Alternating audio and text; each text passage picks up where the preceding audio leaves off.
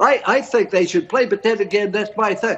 I think that you ought to say to the players, you want to play if you have a problem, if you have an asthma problem, if you're diabetic or something, and you have a legitimate reason you don't want to play, absolutely, don't play. Total U.S. cases have now topped 5 million since this pandemic began. The rest of you want to play, let's go play. I think that we shut everything down for 6 months. I'm going crazy about being quarantined. Now they're more than double the peak that they ever reached at that time.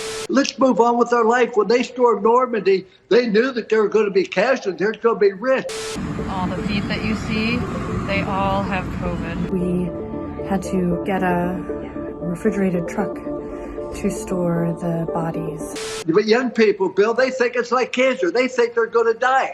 Like a number of this country's school systems, schools in Cherokee County, Georgia, went back to classes last week, Monday. And now this morning, more than 1,000 students and 32 staff members across several of their schools are needing to quarantine at home. If there's ever an opinion that is unquestionably of less value, specifically on things like science, just flip on Fox News. In this episode of Seriously, Why Am I Watching This?, we must present Lou Holtz. First, the Big Ten gave up its football season, canceling it entirely.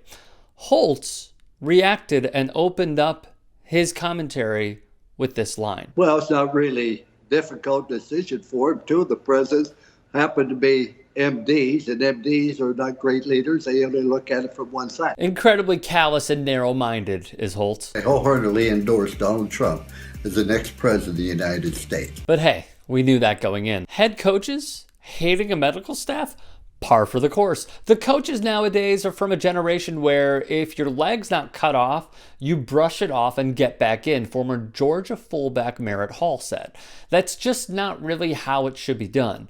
Unfortunately, medical experts defer to coaches who lack the expertise or willingness to act in players' best interests, like, say, Lou Holtz. At Arkansas, Mike Huffman recalls Holtz would try to throw injured players out of the athletic dorm lest they demoralize the other players. Huffman also says Holtz tried to run him out of South Bend and back to school in Texas after he was injured at Notre Dame, and that Holtz called him a coward for not playing through a shoulder injury that had required surgery.